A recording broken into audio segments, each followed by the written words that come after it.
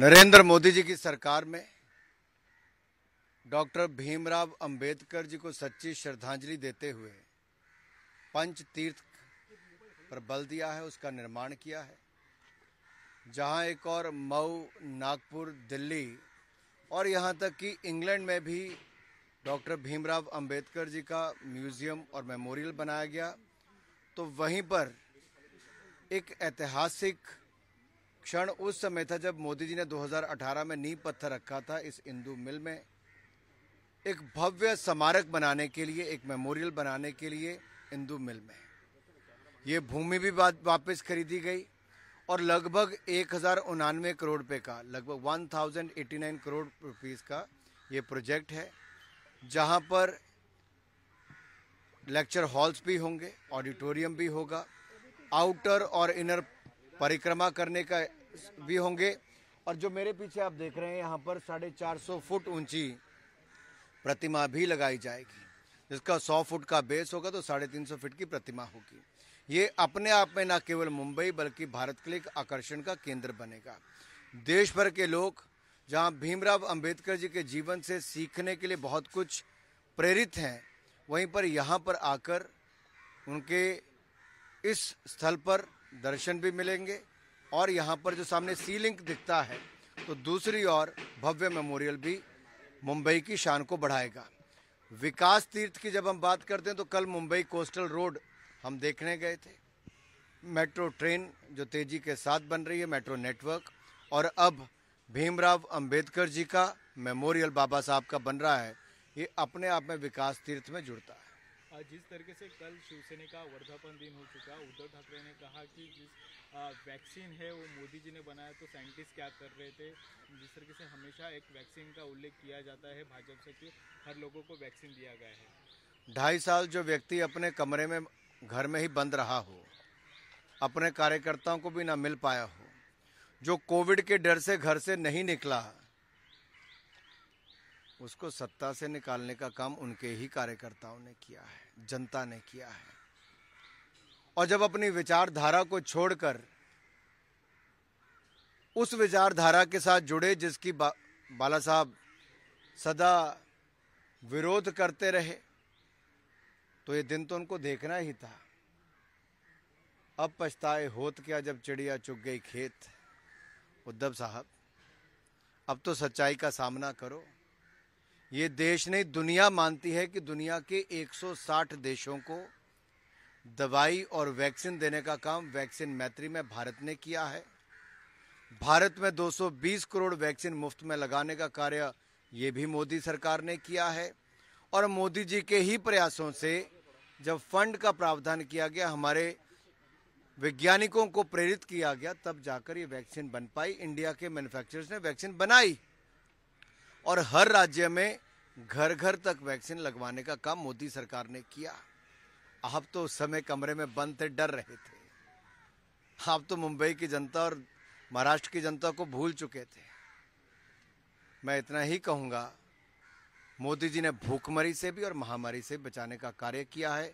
एक ऐसा नेता जिसने समय रहते नेतृत्व दिया देश को, महामारी से बचाने का भी, और अर्थव्यवस्था को बचाया ही नहीं, आज दुनिया की 5वीं सबसे बड़ी अर्थव्यवस्था के रूप में भारत को खड़ा किया है। भारत का मान सम्मान जहां दुनिया में बढ़ा, वहीं भारत अपने आप को और जो बाहरी जो हमले होते थे उससे भी सुरक्षित महसूस करता है। उद्धव जी ने तो उन पार्टियों से हाथ मिलाया जो 26/11 के हमले के बाद मूक दर्शक बन के बैठी थी, मौन, साइलेंट मोड पर थी। मोदी सरकार में सर्जिकल स्ट्राइक होती है। उद्धव जी, आप तो उनसे हाथ मिलाते हो जो सर्जिकल स्ट्राइक पर सेना के वीर जवानों के ऊपर प्रश्न चिन्ह खड़ा करते हैं। आप तो उनके साथ हाथ मिलाते हो जो भारत के सैनिकों को बुलेट प्रूफ जैकेट 10 साल तक सत्ता में रहकर नहीं दे पाए। जिस तरीके से मणिपुर की बात भी की जा रही है, क्योंकि मणिपुर में जिस तरीके से हंगामा चालू है उसको उधर ध्यान देना चाहिए। महाराष्ट्र और मुंबई में घूमने से अच्छा मणिपुर में जाके देखिए। मैं 2 दिन पहले पालघर में था और उद्धव जी की सरकार में किस तरह से पालघर में संतों के ऊपर हमले भी हुए, हत्या भी हुई, और जिसके रहते संत गणों के ऊपर ये हुआ हो उसको तो शर्म करनी चाहिए। संजय राउत को एक गद्दार दिन बनाना चाहिए, ऐसा भी आज सॉरी संजय राउत ने यूनाइटेड नेशंस को लेटर लिखा है कि जो आज का दिन है वो वर्ल्ड ट्रेटर्स डे बनाना चाहिए। गद्दार दिन उसे घोषित कर देना चाहिए, ऐसी उनकी मांग है। देखिए, कुछ लोग हैं जिनके पल्ले कुछ नहीं है, उनके पास कुछ नहीं है, उनके पास अनाप शनाप बयानबाजी के अलावा कुछ नहीं, क्योंकि आप लोग उनको थोड़ा ज्यादा महत्व देते हो।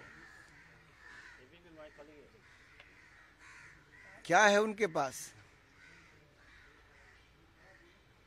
ऐसे लोग जिनका कोई आधार नहीं, कोई विचार नहीं, कभी कोई चुनाव लड़े नहीं,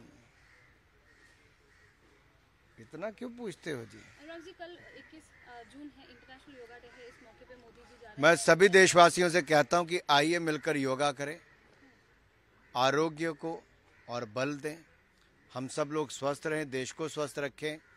मोदी जी ने 2014 में जो यूनाइटेड नेशन जनरल असेंबली में ये मांग रखी थी 21 जून को विश्व योग दिवस के रूप में मनाने के लिए, दुनिया के सभी देशों ने आम सहमति से इसको योग दिवस मनाने की पहल की है। आज किसी भी क्षेत्र में आप देखेंगे लोग सफ़र करते समय भी योग करते हैं, दफ्तरों में योग करते हैं, मॉल्स में और बाकी जगह पर भी योग के लिए बहुत सारी सुविधाएं बनी हैं। इसलिए आइए योग करें। योग ने दुनिया को बहुत कुछ दिया है, अच्छा स्वास्थ्य दिया है, और अपनी इस विद्या को दुनिया तक पहुंचाएं।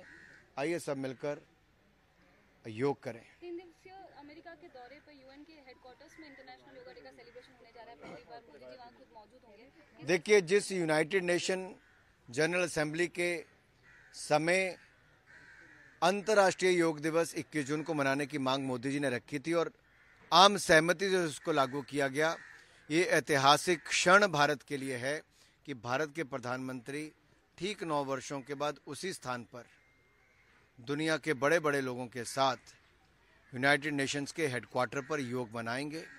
मोदी जी अमेरिका में, तो 7 समुंदर पार हम यहाँ पर देश के कोने कोने में योग मनाएंगे। नमस्कार, मैं हूं मानक गुप्ता। अगर आपको हमारा ये वीडियो पसंद आया हो तो इसे लाइक और शेयर जरूर करें, और हां, हमें सब्सक्राइब और फॉलो करना ना भूलें ताकि आप देश और दुनिया की कोई खबर मिस ना करें। तो जुड़े रहिए हमारे साथ और देखते रहिए न्यूज़ 24।